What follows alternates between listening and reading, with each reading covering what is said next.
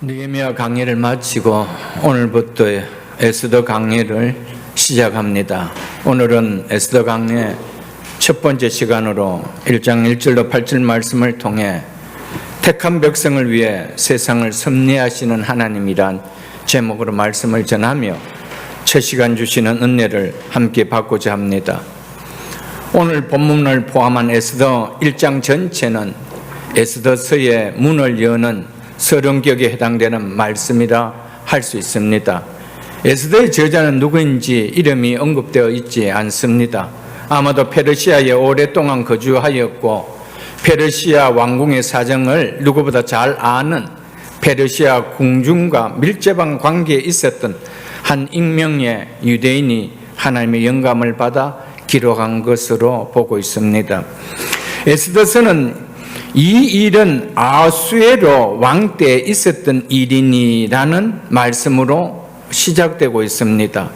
에스더서 이야기는 바로 에스더 안에서 일어나는 이 일이 이루어지도록 한 장 한 장 속에서 잠잠히 역사에 가시는 하나님의 손길, 즉 하나님의 섭리를 보여주는 내용입니다. 이 일은 페르시아 제국의 2인자인 하만의 흉계로 인해서 페르시아 제국 내에 유대인들이 몰살당할 위기에 직면하게 되는데 바로 이 위기로부터 건진받는 사건을 말해줍니다. 이 위기로부터 건진받는 날을 부림일이라 불려지지 않습니까? 에스더서를 보면 알겠지만 우리의 시선을 잠시도 뗄 수 없게 만드는 아주 흥미진진한 한 편의 소설과 같습니다. 에스더서를 전혀 모르는 교인이나 믿지 않는 사람에게 에스더서만 딱 떼어서 읽어보라고 주면 모두가 와, 진짜 재미있는 소설이네 라고 할 것입니다. 아무도 그것을 성경이라고 말하는 사람은 없을 것입니다. 왜냐하면 에스더서에서는 하나님이라는 말이 또는 여호와라는 하나님의 이름에 대한 언급이 전혀 나오지 않기 때문입니다. 그리고 이스라엘 백성들의 신앙의 근간을 이루는 율법, 성전, 언약, 안식일 등과 같은 말이 일절 나오지 않습니다. 이처럼 에스더서가 비록 하나님에 대한 언급과 이스라엘 백성들의 신앙과 관련된 언급이 나오지 않음에도 불구하고 하나님의 말씀인 성경인 이유는 택한 백성을 인도하시는 하나님의 섭리를 어느 바이블보다도 강하게 보여주고 있기 때문입니다. 에스더서는 역설적이게도 하나님에 대한 호칭과 신앙의 언어들이 한 번도 언급되고 있지 않지만 그럼에도 택한 백성들을 돌보시고 보호하시고 인도하시는 보이지 않는 하나님의 손길을 가장 잘 보여주고 있는 성경이라 말할 수 있습니다. 에스더서는 출애굽기에 나오는 하나님처럼 초자연적인 능력으로 혹은 모세와 같은 영웅을 세워서 자기 백성을 인도하시며 구원하시는 것이 전혀 없습니다. 에스더서는 다른 구약의 성경처럼 놀라운 기적도 위대한 영웅도 이 속에는 나타나지 않습니다. 그럼에도 택한 백성들 배후에 보이지 않게 하나님께서 잠잠히 역사에 가고 있음을 보여주고 있는 성경이 에스더서입니다. 에스더서를 보면 알겠지만은 에스더서 한 장 한 장, 한 절 한 절 속에 보이지 않는 하나님이 느껴질 수 있습니다. 여기에는 하나님의 이름도 나타나지 않습니다. 하나님의 음성도 들리지 않습니다. 하나님의 기적은 더더욱 보이지도 않습니다. 그런데도 하나님의 숨결과 하나님의 손길이 느껴진다는 것입니다. 자기 백성을 돌보시고 인도하시는 하나님의 손길이 역사하고 있음을 모두가 느껴질 수 있다는 것입니다. 그냥 지금 우리처럼 연약하고 평범한 백성이 살아가는 일상인데 그 속에 적절한 시간에 적절한 장소에 있게 하시는 일상적인 섭리를 통해서 대제국 아하수에로 왕을 하나님의 목적에 부응하게끔 역사하십니다. 이것이 에스더서의 이야기입니다.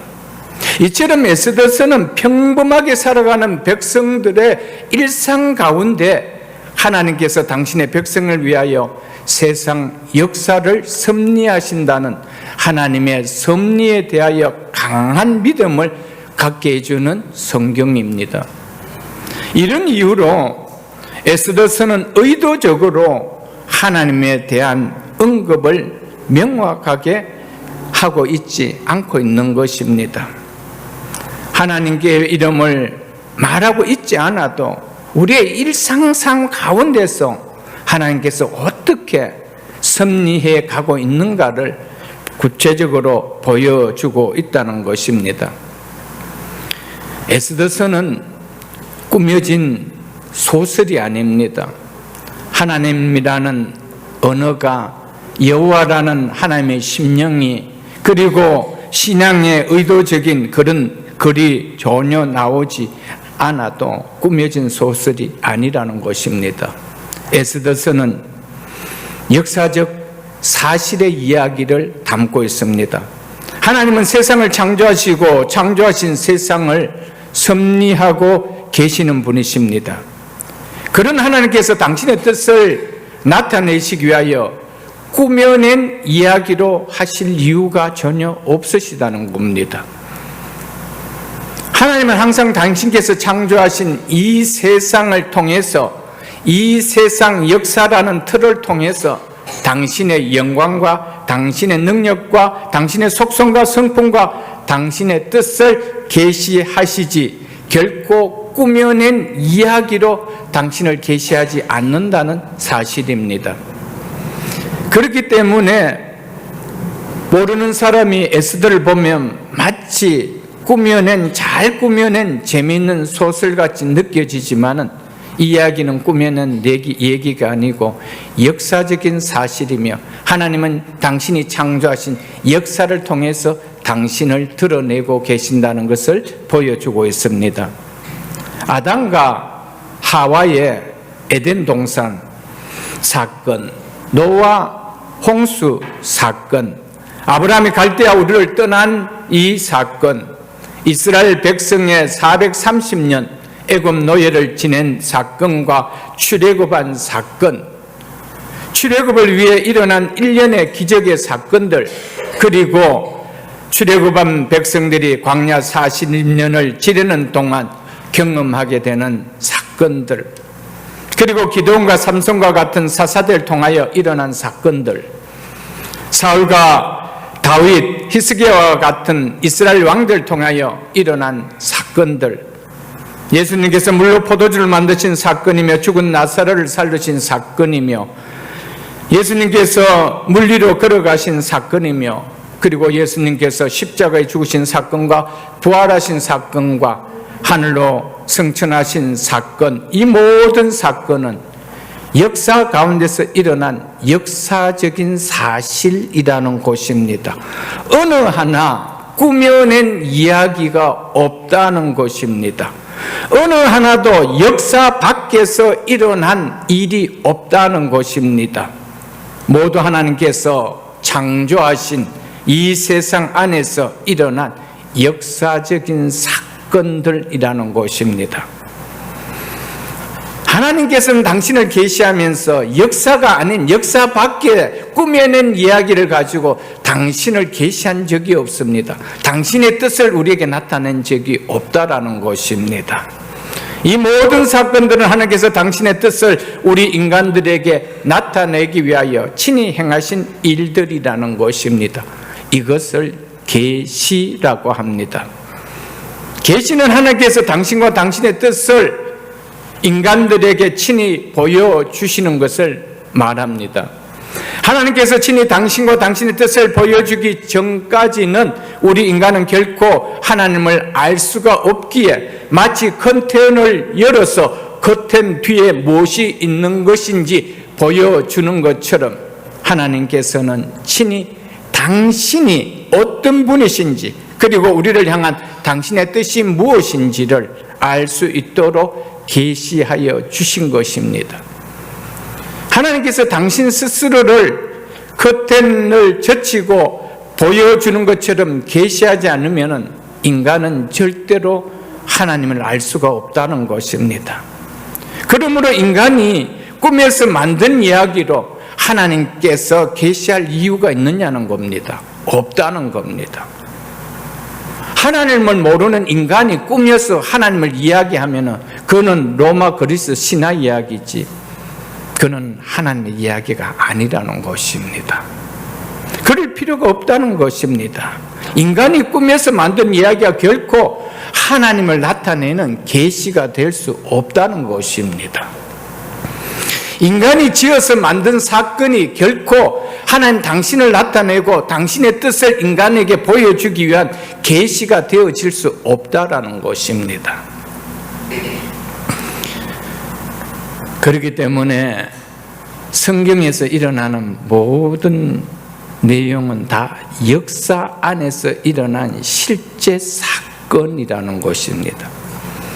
우리는 이 사실을 마음에 받아들이지 않고 우리의 신앙에 배직이 되지 않으면 우리의 신앙은 사상 누각입니다.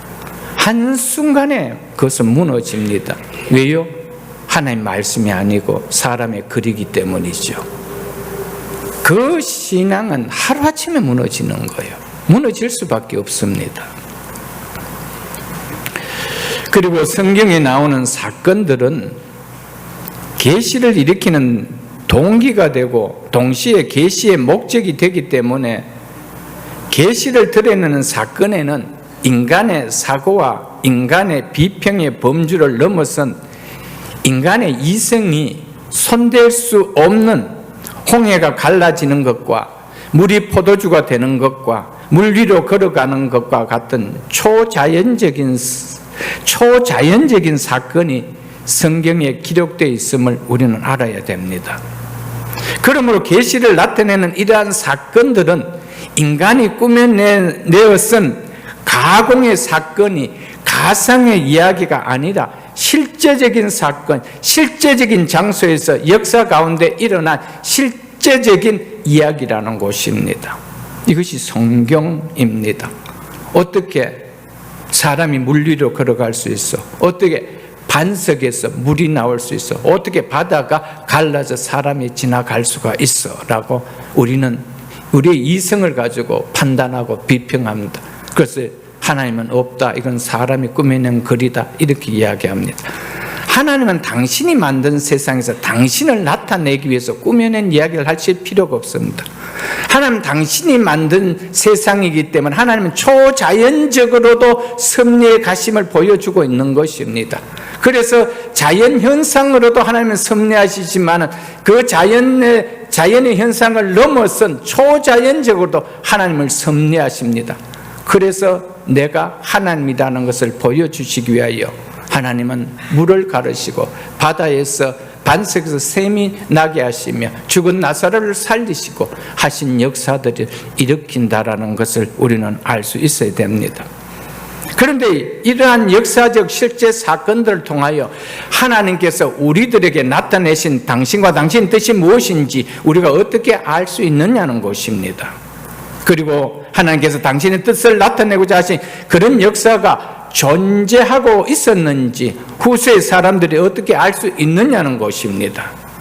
그래서 하나님께서는 신실하신 하나님의 사람들과 선지자들과 사도들을 일으켜 그들을 통해 후세에 전달될 수 있도록 성령의 감동함으로 이런 사건들을 하나님의 관점에서 우리가 깨달을 수 있도록 기록하게 하신 것입니다. 그것이 바로 성경입니다.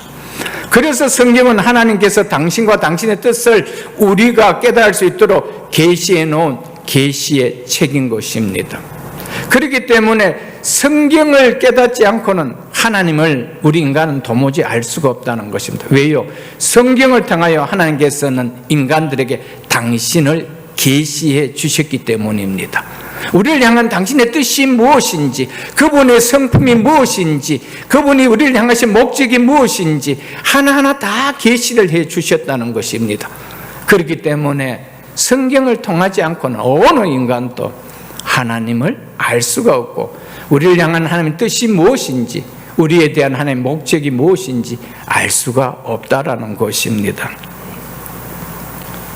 태초에 천지를 창조하신 것은 인간이 꾸민 이야기가 아닙니다. 이것은 역사적인 사실이며 그래서 하나님의 계신 것입니다.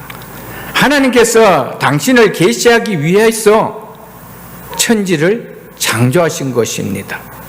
만약 하나님께서 천지를 창조하지 않으셨다면 어떻게 인간이 하나님이 계시는 것을 알 수가 있겠습니까?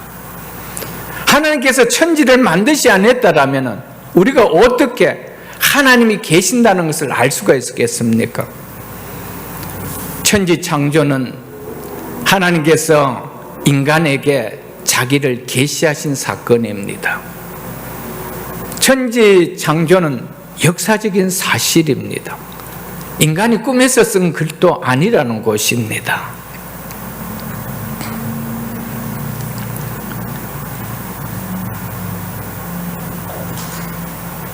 만일 하나님께서 천지를 창조하지 않으시고 우리를 만드시지 않았다면 우리가 어떻게 하나님을 계심을 알 수 있겠습니까? 그 하나님이 어떤 분이신지 우리가 어떻게 알 수가 있겠습니까? 하나님께서 우리를 창조하신 목적이 무엇인지 우리가 어떻게 알 수 있겠습니까? 그래서 하나님께서 당신을 드러내시기 위하여 계시하기 위하여 천지를 창조하신 것입니다. 그렇기 때문에 태초에 하나님이 천지를 창조하셨다는 이 사실이 역사적인 사건으로 믿어지지 않는다라면 그 다음부터는 다 믿어지지 않는 것입니다. 이 출발이 인간이 꾸민 글로 여겨지면 그 다음부터는 다 나띵인 거예요. 나와 아무런 관계없는 꾸며낸 이야기를 왜 내가 듣겠느냐는, 그렇지 단지 교회 가서 그냥 좋은 말 좀 듣고 오겠다는 것이 영적으로는 아무 도움이 되지 않는 그런 이야기밖에 들려지지 않는다는 것입니다. 기독교는 다른 종교와 같이 인간의 사색이나 관념이나 사상, 철학이나 윤리에 기초하고 있지 않습니다. 이런 것들 위에 기독교의 신앙이 세워지지 않았다는 것입니다. 하나님께서 역사하신 가운데 계시하신 실제적인 사건들 위에 기독교는 세워졌다는 것입니다. 기독교의 신앙은 바로 실제적인 사건들 위에 세워졌다는 것입니다. 이것이 성경입니다. 그래서 하나님께서 계시하신 이 성경이 사실이기에 그대로 믿는 것이 기독교의 진리인 것입니다. 그러므로 계신 성경을 그대로 믿을 때 기독교의 신앙이 가능해질 수 있는 것입니다. 그럴 때만 우리에게 계시하신 구원이 보증될 수 있다는 것입니다. 그러나 오늘날 성경이 하나님의 말씀이라고 믿는 교회가 숫자가 그리 많지 않습니다. 거기에는 인간의 글도 있다라고 합니다. 그런 속에 성도들이 그 말씀을 받을 때 믿음이 들어갈 수가 있겠습니까, 여러분들? 사단은 에덴 동산에 와서 처음 아담과 하와에게 하나님의 말씀을 왜곡시킨 것처럼 오늘날에도 여전히 하나님의 말씀을 왜곡시킵니다. 그거 하나님 말씀 아니야라고 이야기하지 않습니다. 하나님 말씀을 맞는데 왜곡시키면 버립니다. 그리고 더 나아가서는 인간이 썼다라고 합니다. 그래서 자유주의 신학에서는 오감으로 받아들이지 않는 것은 그것을 받아들이지 않습니다. 그래서 홍해가 갈라진 것도 예수님이 물리적인 몸으로 부활한 것도 믿지 않습니다. 그런 교회가 수없이 많습니다. 우리는 교회라고 다 교회라고 여길 수는 없는 것입니다. 그러다 그래서 인간들의 마음에 호감을 얻게 하는 이야기를 얼마나 그럴싸하게 던지는지 모릅니다. 에스더서는 잘 쓴 한 편의 소설같이 보여도 결코 사람이 쓴 가상의 이야기가 아니라 역사 속에 나타난 실제적인 사건으로 이 사건을 통해서 하나님께서 당신의 백성들 잠잠하게 느껴지는 가운데에서도 섭리하고 계신다는 것을 보여주고 있는 성경입니다.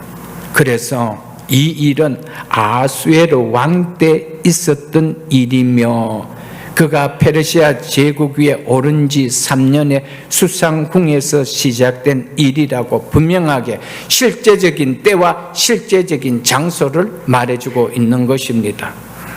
우리는 앞에서 에스라서와 느헤미야서에서 이방 땅에 흩어져 사는 이스라엘 백성들을 다시금 고국 유다 땅으로 돌아오게 하여 선민 언약 공동체를 이루도록 외적으로는 예루살렘 성전도 성벽도 재건하게 하며 내적으로는 신앙 계획을 행하시는 하나님의 섭리를 우리가 보았을 것입니다. 이에 반해 에스더서는 이방 땅에 흩어져 살고 있는 자기 백성들에 대해서도 하나님께서 변함없이 선하심과 인자심으로 섭리하고 계심을 보여주고 있습니다. 즉 에스라서와 느헤미야서는 유다 땅으로 귀환한 이스라엘 공동체를 중심으로 기록된 것이라면은 에스더서는 페르시아 이방 땅에 디아스포라 이스라엘 공동체를 중심으로 기록된 것입니다. 그럼에도 포로 귀환 시대를 배경으로 기록된 이 세 권의 역사서는 선민 역사의 영속성을 강조한다는 점에서 통일성을 지니고 있는 성경입니다. 그 가운데 오늘부터 우리가 보는 에스더서는 하나님은 특정한 시대, 특정한 장소에서만 역사하시는 분이 아니라 시간과 공간을 초월하여 역사하시는 분이시기 때문에 비록 택한 백성이 이방 땅에 살고 있다 할지라도 여전히 하나님의 보호와 섭리 아래 있다는 것을 보여주고 있는 것이 에스더서이라는 것입니다. 비록 하나님의 백성이 이방 땅에 살고 있다 할지라도 택한 백성에 대한 하나님의 섭리는 단절되지 않고 여전히 전개되고 있다는 것을 보여주고 있습니다. 택한 백성의 구원이 약속의 땅에서만 이루어지는 것이 아니라 먼 이방 땅에서도 이루어진다는 것을 보여주고 있는 것이 에스더서입니다. 에스더서는 택한 백성에 대한 구원 역사는 때와 장소를 불문하고 단절됨 없이 면면히 흘러가고 있다는 것을 우리에게 보여주는 성경입니다. 그러므로 우리는 에스더서 강의를 듣는 동안 하나님은 어떤 곳, 어떤 상황에서도 택한 백성을 자신의 섭리 가운데 보호하시고 선하게 인도하신다는 사실을 확신할 수 있어야 됩니다. 섭리라는 이 말은 한자어입니다. 잡을 섭 다스릴 리로 보존하고 다스린다라는 의미입니다. 오늘 본문 1절로 3절을 한번 보겠습니다. 이 일이 무엇인지 제가 앞에서 말씀드렸습니다. 아수에르 왕 때 일어났던 일이니, 이 일은 지금부터 약 2500년 전 페르시아 대제국을 다스리던 아수에르 왕 때 일어난 일이라고 말하지요. 즉 이 일은 역사적 사실이라는 것을 말하고 있습니다. 아수에르는 인도로부터 구스까지 127지방을 다스린 왕이라 당시에 아수에르 왕이 수상궁에서 즉위하고 왕위에 있은 지 제3년에 그의 모든 지방관과 신하들을 위하여 잔치를 베푸니 페르시아와 바사는 페르시아를 말합니다. 메대의 장수와 각 지방의 귀족과 지방관들이 다 왕 앞에 있는지라. 페르시아 제국은 고레스 왕이 바벨론 제국을 무너뜨리고 세운 대제국입니다. 여기에 나오는 아수에르 왕은 36세의 왕위에 올라서 주전 486년부터 465년까지 21년간 페르시아를 통치한 왕입니다. 그는 페르시아 제국을 세운 고레스 왕의 손자며 다리오 왕의 아들입니다. 에스라서의 시작이 되는 때가 3절에 보면 아수에르가 왕위에 오른 지 제3년에라고 하지요. 이때가 이스라엘 백성이 고레스 왕에 의해서 유다 땅으로 귀환한 지 54년이 지난 때입니다.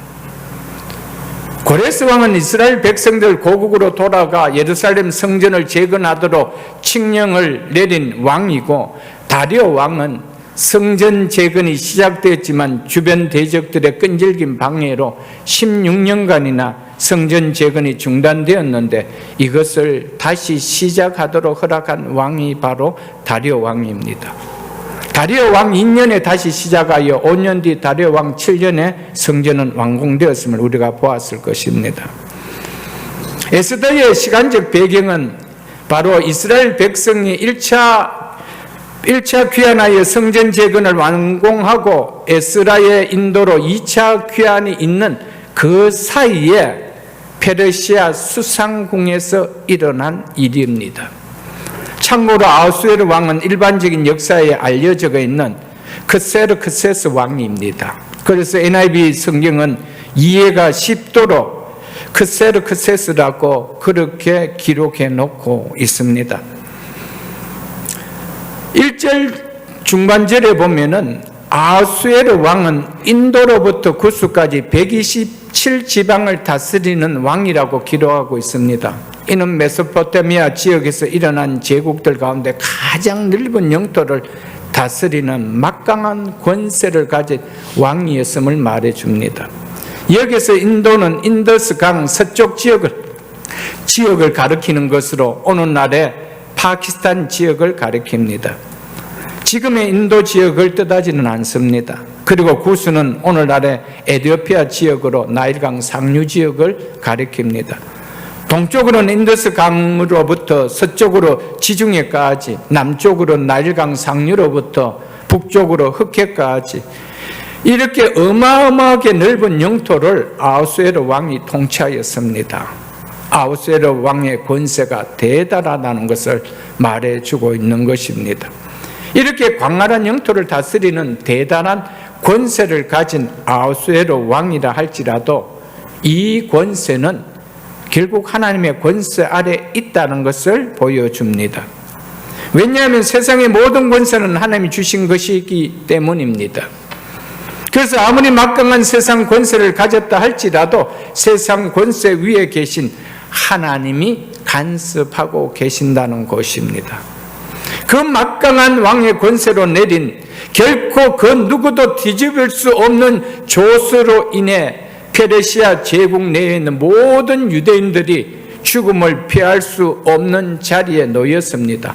그렇지만 유대인들은 아하수에르 왕의 권세 아래서 한 명도 죽임을 당하지 않았습니다. 머리털 하나도 상하지 않았습니다. 도리어 그 큰 권세를 가진 아하수에르 왕이 유대인을 위하는 자가 되어서 아하수에르 왕의 권세를 이용하여 악한 흉계를 꾸민 페르시아의 제2인자인 하만을 죽임당하게 하였다는 것입니다.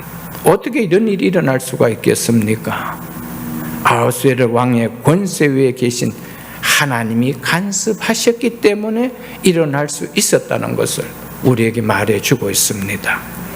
세상 권세가 아무리 큰 것 같아도 결국 하나님의 권세 아래 있을 뿐이라는 것을 에스더서가 하나님을 믿는 성도들에게 분명하게 증거해 주고 있습니다.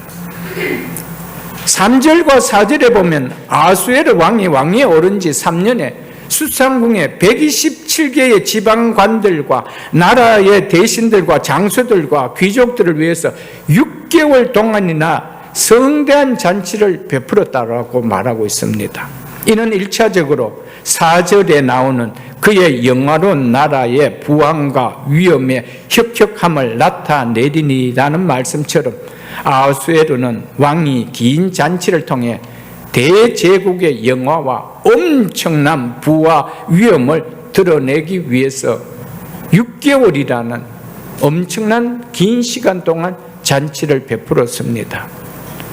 그러나 여기에는 더 깊은 이유가 있다는 것입니다.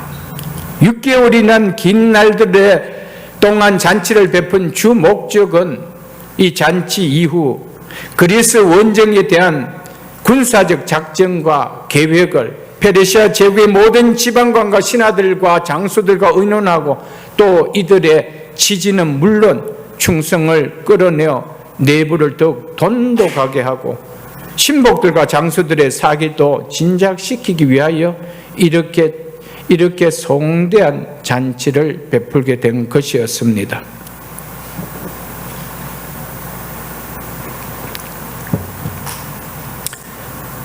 아하수에르 왕의 통치기에는 우리가 세계사를 통해 알 수 있는 바와 같이 유명한 그리스와 싸우는 페르시아 전쟁이 이때 있습니다.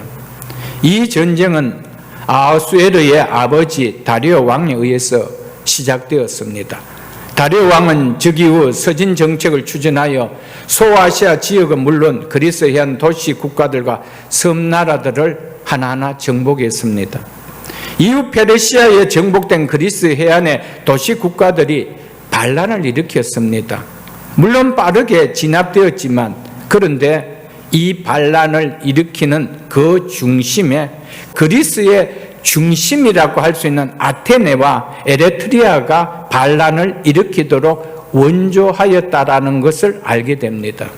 그래서 다리오가 아테네와 에레트리아를 치기 위해서 그리스의 원정에 나가게 되는데 이것이 페르시아와 그리스의 운명을 바꾸는 결정적인 역할을 한 유명한 4차에 걸친 페르시아 전쟁이었습니다.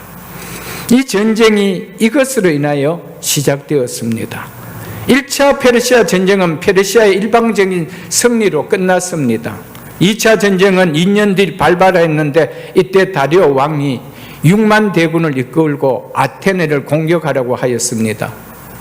페르시아의 월등한 군사력에도 불구하고 아테네 동북쪽 42km에 위치한 마라톤 평원에서 아테네의 장군 밀티아데스가 이끄는 그리스 연합군에 의해서 굴욕적인 패배를 당하고 후퇴하게 됩니다. 승리한 그리스 연합군이 이 승리를 알리기 위해서 전령을 아테네까지 달려가게 했는데 여기에서 42.195km라는 마라톤 경주가 생겨나게 된 것이죠. 이 패배로 인해서 페르시아 후예인 이란은 마라톤이 금지된 나라가 되었습니다. 1974년 수도 테헤란에서 열리는 제7회 아시안 게임에도 마라톤 종목을 제외시켰습니다. 이 정도로 이란은 그때 당했던 그 모욕을 수치를 잊지 않고 있다는 겁니다.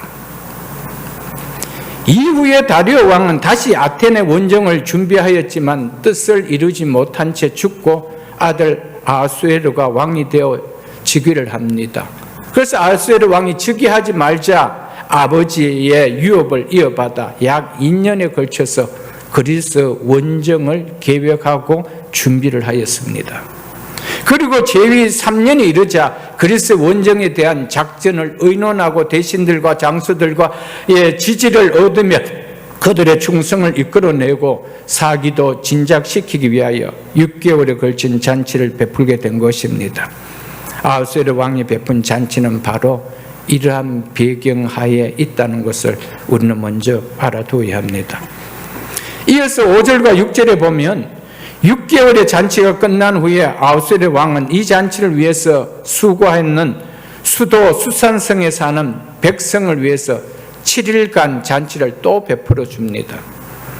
이 잔치는 왕궁 후원들에서 이루어졌으며 이 잔치는 지위가 높은 사람들로부터 낮은 사람들까지 모두 초대되었습니다. 잔치가 베풀어진 왕궁 후원들은 백색, 녹색, 청색, 형형의 색색으로 짜여진 휘장을 대리석 기둥의 은고리에 자색 끈으로 며 화려하게 장식되었습니다. 바닥은 화반석, 운문석, 백석, 흑색 듯 귀한 돌들로 모자이크가 되었으며 그 위에는 금과 은으로 만든 좌석들이 놓였고 식탁에는 각기 다른 여러 모양의 금잔들이 놓여 있었다라고 말하고 있습니다.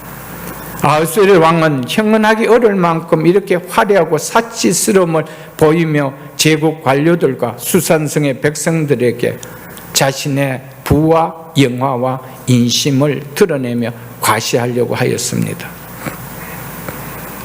화려하고 사치스러움으로 자신을 과시하려는 모습은 세상 방식이지 결코 성도가 취하려고 하는 모습이 아니라는 것을 에스더서는 시작하면서 우리에게 보여주고 있습니다. 세상 방식과 믿는 하나님 나라의 백성들의 방식이 어떠해야 되는가, 이것을 보여주고 있습니다. 그리고 세상 부와 영화를 과시하는 것이 얼마나 덧없는 짓인지 우리에게 보여주고 있는 것입니다. 에스더서의 주인공처럼 등장하는 에스더가 아하수에르 왕의 왕후가 된 것은 이 일로부터 4년 뒤 아하수에르 왕 제7년 때입니다. 이때 아하수에르 왕이 그리스 원정에 나갔다가 그 유명한 살라미스 해전과 미칼레 전투에서 연패하고 귀국한 직후에 에스더를 왕후로 세우게 됩니다.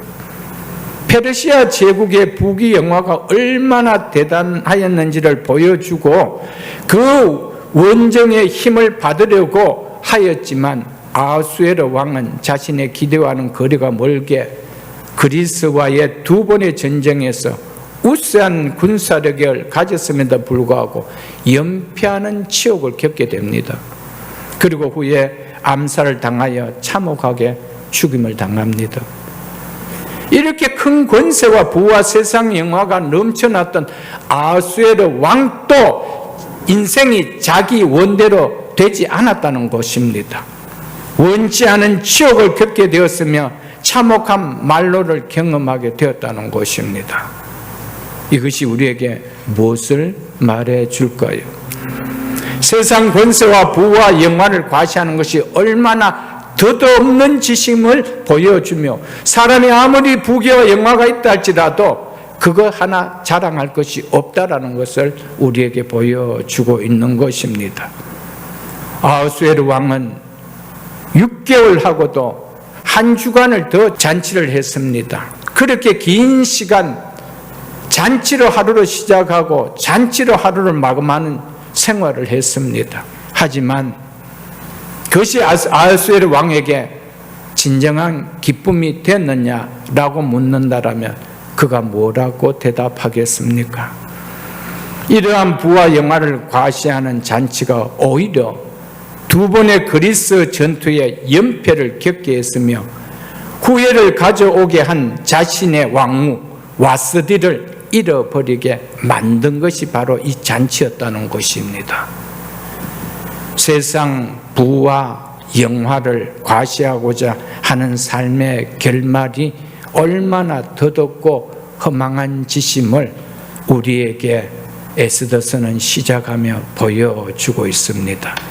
그러므로 세상과 구별된 성도는 예수 그리스도가 없는, 하나님이 없는 세상의 부와 영화와 연락에 마음이 뺏기지 않도록 이런 유혹을 물리칠 수 있는 영적 싸움이 있는 신앙인이 되어야 한다는 것입니다.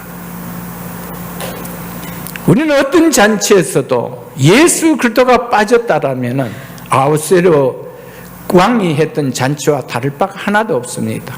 오직 나를 드러내고 싶은 거예요. 내가 이만한 위상이 있다는 거예요. 내가 이만한 부를 가지고 있다는 거예요.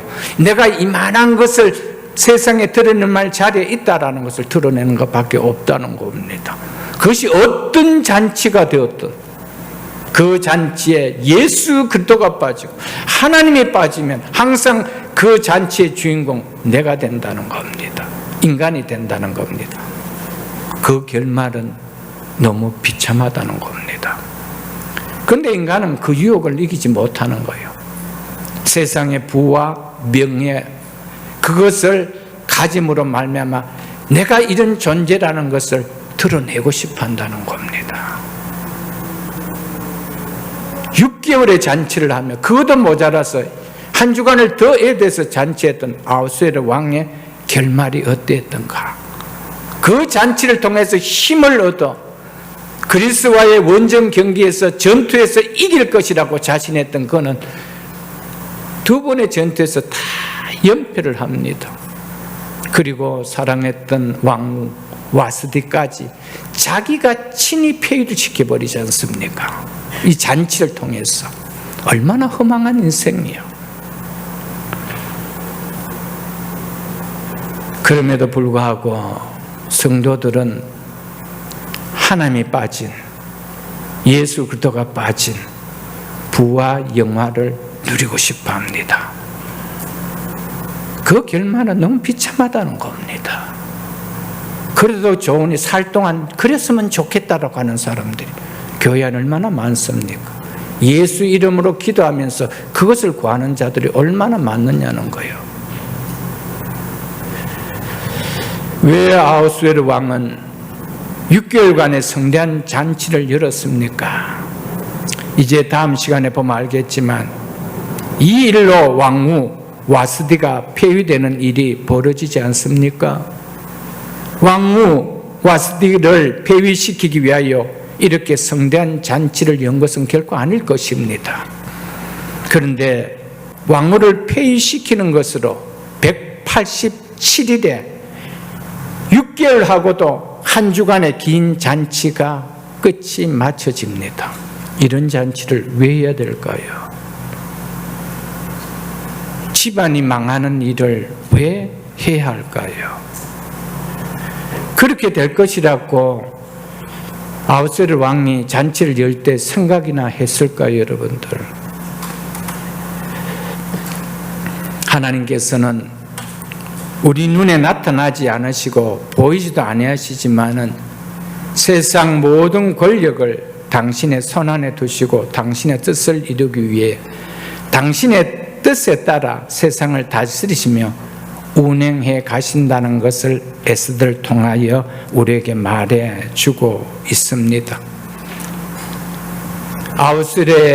아하수에르의 잔치를 열 때 마음과 다르게 결론은 왕위가 폐위가 됩니다. 왜요? 거기에 에스더가 앉아야 하기 때문이었습니다. 하나님의 놀라운 손길의 섭리가 일상의 삶 가운데 면면이 일어나고 있다는 것입니다. 수상궁에서 6개월간 잔치가 벌어지는 일하고 오늘 또 먹고 사는 일에 바빠서 살아가는 그 백성들이 그 6개월 잔치와 무슨 관계가 있겠습니까? 그런데 하나님은 그 일을 통하여 유대 민족을 구원하게 하시는 놀라운 손길로 간섭하고 있다라는 것을 보여주고 있습니다. 오늘 또 우리 속에 일어나는 모든 일들 속에 저것이 나와 무슨 관계가 있겠느냐라고 생각할지 모르겠지만 하나님 그 일을 통하여 하나님의 백성들을 이끄시고 다스리시고 보호하시는 역사가 일어난다는 사실을 우리는 에스더를 보면서 깨달을 수 있는 시간 되기를 주님 축복합니다.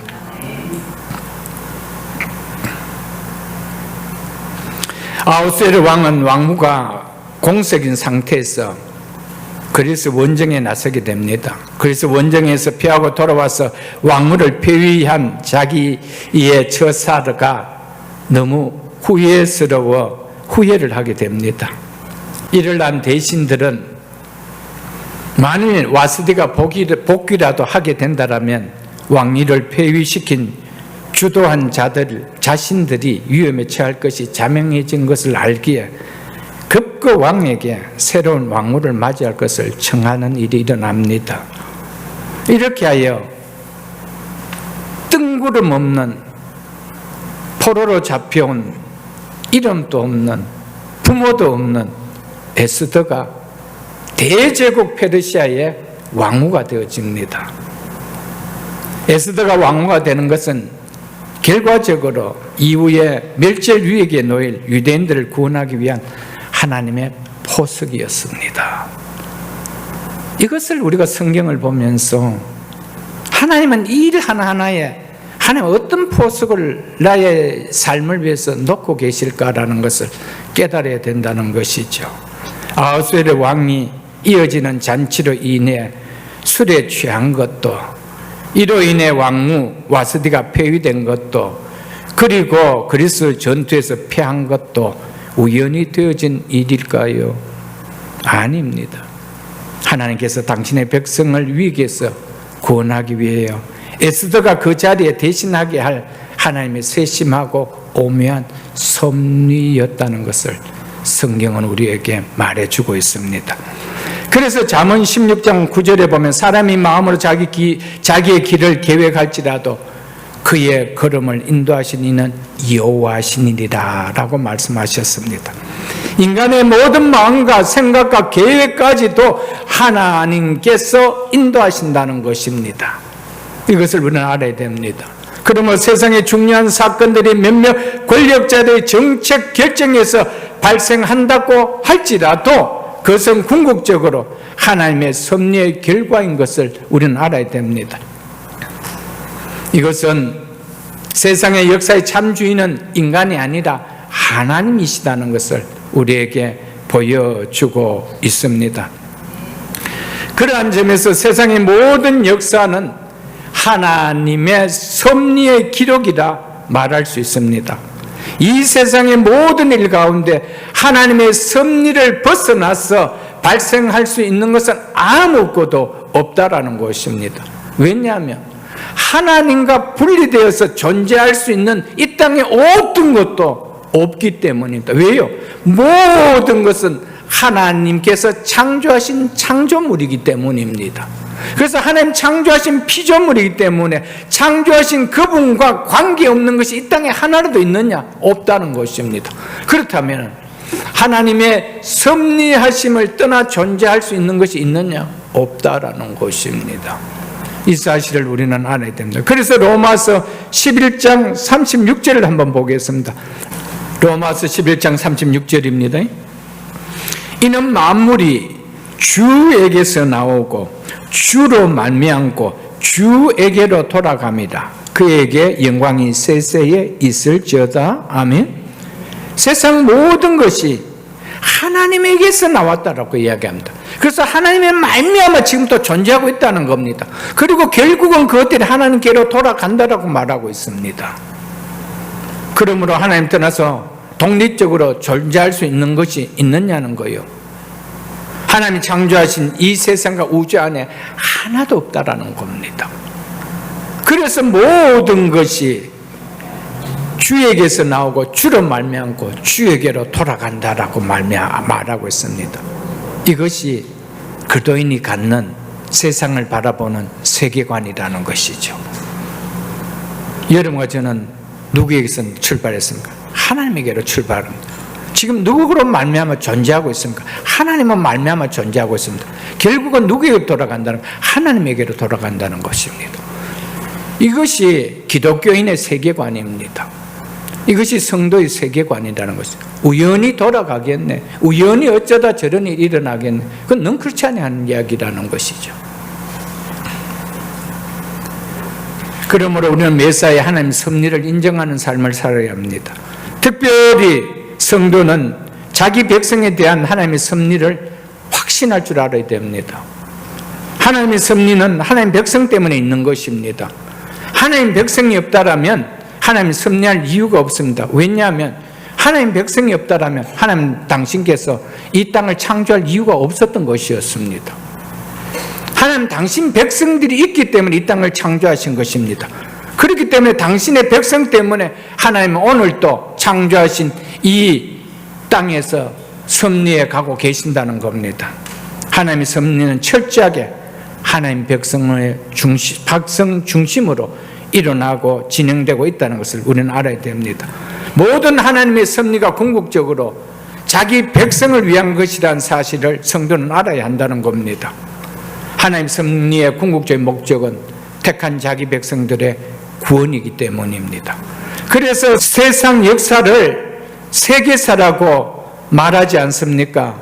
그런데 성경은 세상 역사를 가리켜서 세계사라고 말하지 않고 구속사라, 즉 구원의 역사라고 말하고 있습니다. 왜냐하면 하나님의 섭리의 궁극적인 목적은 택한 백성들을 구원하는 것이기 때문입니다. 우리가 이에 대한 확신을 가질 때 우리는 어떤 위기에서도 하나님을 바라보며 절망하지 않을 수 있습니다.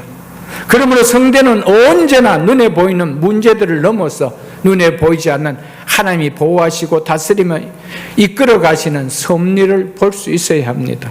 그래야 기도할 수 있는 것입니다. 하나님께서 세상을 섭리하지 않으신다면 왜 하나님께서 우리를 보고 기도하라고 하실까요? 이 세상 만물을 하나님께서 다스리지 않는다라면 왜 우리를 보고 기도하라고 하실까요? 그 기도의 문제를 무슨 수로 하나님이 일으켜 줄 수 있다는 겁니까? 세상을 오늘 또 다스리고 계시기 때문에. 아멘. 하나님은 세상을 섭리하고 계시기 때문에 70년 후에 어떤 일이 일어날 것을 예레미야 선지자를 통하여 예언하게 하시는 거 아닐까요, 여러분들? 하나님이 이 우주 만물을 섭리하지 않는다면 어떻게 예언을 할 수가 있겠어요? 성경을 기록하고 있겠어요? 120년 후에 어떻게 홍수가 일어나서 이 땅 지면을 덮을 것을 어떻게 아시고 하나님 말씀할 수 있을까요? 하나님 이 당신 만든 세계를 섭리해 가고 계시기 때문에 말씀할 수 있는 것입니다. 세상 역사의 관점에 보면 아하수에르 왕이 그리스와의 전쟁한 것은 단지 아하수에르 왕이 자신의 부왕이 이루지 못한 꿈을 이루기 위한 정책으로 일어난 일일 뿐이라고 말할 것입니다. 그러나 구원 역사를 이루고 가는 하나님의 구속사적으로 본다라면 페르시아 전쟁은 하나님의 뜻을 이루기 위한 도구에 불과하였다는 것입니다. 이것이 믿지 않는 사람과 믿는 사람이 세상을 바라보고 역사를 바라보고 해석하는 관점이 다르다는 겁니다. 세상을 바라보며 해석하는 관점이 너무 다릅니다. 같을 수가 없다라는 겁니다. 설령 아하수에르 왕이 자신이 구성한 계획에 따라 전쟁을 하였다 해도 성경의 말씀에 비추어 보면 아하수에르 왕은 철저하게 역사의 주권자이신 하나님의 섭리에 의해 움직인 것밖에 아니라는 것을 우리에게 말씀해 주고 있습니다. 하나님은 섭리하실 때 하나님이 인간과 협력하십니다. 이 말은 하나님께서 하시는 일과 사람이 하는 일이 경계선을 같이 한다는 말입니다. 즉 하나님은 자신의 의지를 실행할 때 인간의 자유를 파괴하지 않으십니다. 자유롭게 자기의 의지를 가지고 그 일을 하게 하십니다. 그래서 인간의 의지적 행동을 통해서 하나님은 당신의 뜻을 이루어가게 하신다는 것입니다.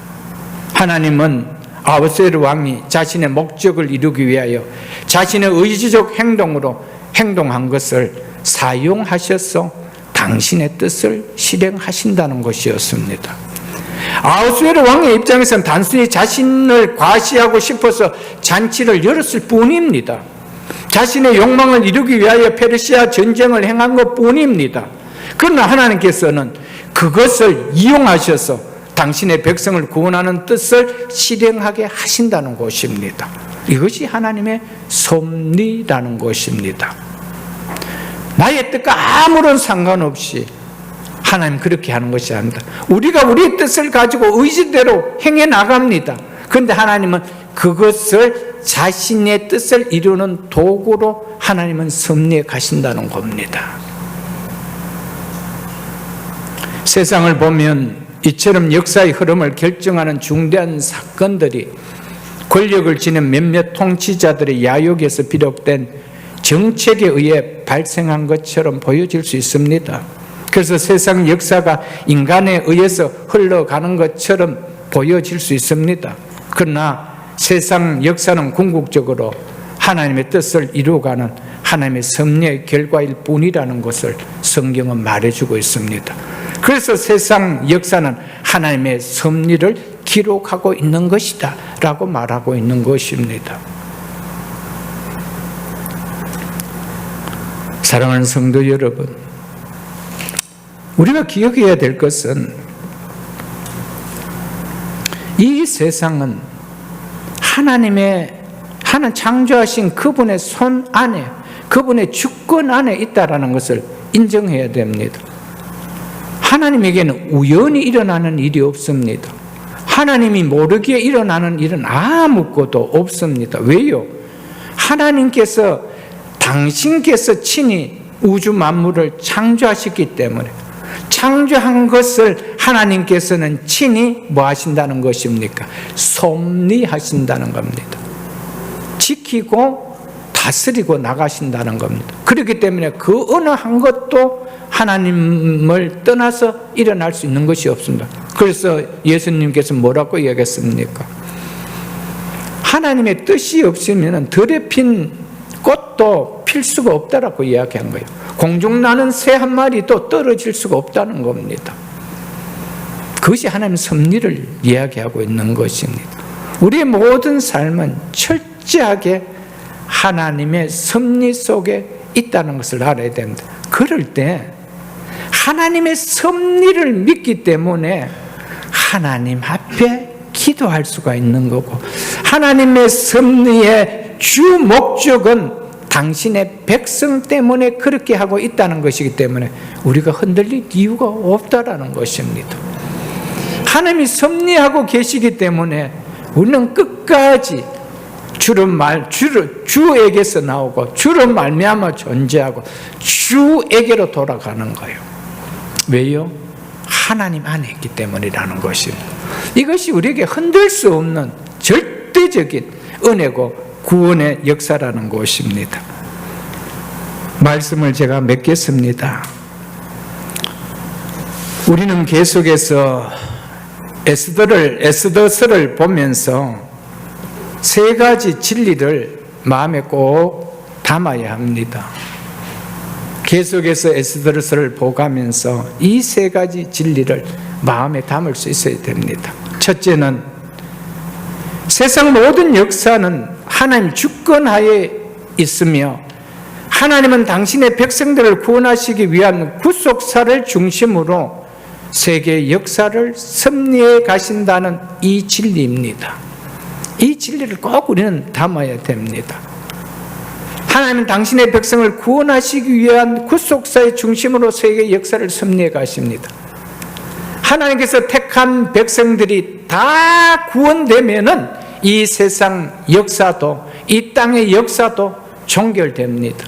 그래서 옛것은 다 지나가는 거예요. 새하늘과 새 땅이 도래하는 것이죠. 그러므로 하나님은 어떤 상황 속에서도 당신의 백성을 자기의 섭리로 보호하시고 다스리시며 인도한다는 이 진리를 마음에 꼭 담아야 한다는 것입니다. 그리고 둘째는 하나님의 백성을 대적하는 어떤 권세도 궁극적으로 하나님의 백성을 이길 수 없다라는 겁니다. 하나님의 교회를 대적하는 어떤 권세도 궁극적으로 하나님의 교회를 이길 수 없다라는 이 진리를 우리는 가져야 됩니다. 세상 어떤 권세도 하나님의 백성을, 하나님의 교회를 이긴 적이 있습니까? 세상 역사를 보면은 다 금방은 다 이긴 것 같아요. 이겼던 그 왕들은 존재하지 않는데 무너진 것 같은 백성들은 오늘도 있고 그 교회는 오늘도 있다는 것입니다. 이것을 에스더를 통해서 우리에게 보여주고 있다는 것입니다. 하나님 백성 무너지지 않습니다. 누가 뭘 한다더라도, 어떤 권력자가 탄압한다더라도 꺼져가는 등불같이 보일지는 모르겠다 꺼지지 않는다는 겁니다. 그래서 주님께서 뭐라고 했으면 상한 갈대를 꺾지 않으시며 꺼져가는 등불을 결코 끄지 않으신다는 겁니다. 그 상한 갈대를 주님은 도리어 세워서 주의 나라를 위한 기둥같이 사용하신다는 것이죠. 꺼져가는 등불을 하나님은 진리를 밝히는 불로 사용하신다는 것입니다. 그래서 2000년 기독교 역사 속에 교회를 핍박하려고 했던 그 권력자들이 수없이 많았지만 그들은 다 사라졌지만 하나님 백성은 여전히 존재하며 하나님 교회는 여전히 오늘도 살아 역사하고 있다는 겁니다. 이것을 에스더를 통해서 우리에게 영적으로 말씀해 주고 있습니다. 마지막 세 번째로 하나님의 백성은 자기에게 주어진 상황 속에서 에스더와 모르드게처럼 날마다 최선을 다하는 책임 있는 삶을 살아야 한다는 진리입니다. 만일에 모르드게가 왕궁을 지키는 문지기로서 그 역할을 다하지 않았다라면, 수행하지 않았다라면 이 유대인들이 구원하는 일은 일어날 수가 없었습니다. 그 다른 문지기들이 아하수에르 왕을 암살하려고 하는 것을 모르드게가 눈치를 채고 에스더를 불러서 그걸 이야기하지 않습니까? 그 이야기를 들은 아하수에르 왕이 그것을 궁중일기에 적어두라 라고 하잖아요. 우리는 우리의 삶 속에서 일상의 삶입니다. 정말 모르드게가 한 일은 자기가 살아가는 문지기로서 살아가는 일상의 삶에서 그냥 한 일밖에 아닙니다. 최선을 다한 일이었죠. 그 일 하나하나가 하나님의 뜻을 이루는 역사를 만든다는 사실입니다. 특별한 영웅을 세워서 하나님의 뜻을 이루어 간 것이 에스더서가 아닙니다. 일상의 삶을 살아가는 그들을 통해서 그들의 삶 속에서 하나님은 당신의 뜻을 어떻게 이루어가고 하느냐 그걸 보여주고 있다는 것이죠. 그리고 에스더가 만일 왕궁에서 모르드게의 말을 듣고 왕으로서의 최선을 다하지 않았다라면 자기 민족이 멸절하는 이 멸절에서 건지는 역사가 일어날 수 있었겠습니까? 없었습니다. 사랑하는 성도 여러분, 우리 속에 하나님의 역사가 일어나게 하려면 우리는 우리가 할 수 있는 현장의 시간 속에서 최선을 다해야 됩니다. 가정주부는 가정주부로서 최선을 다해야 됩니다. 직장인은 직장인에서 최선을 다해야 됩니다. 학생들은 학생의 일의 자리에서 그날 최선을 다해야 됩니다.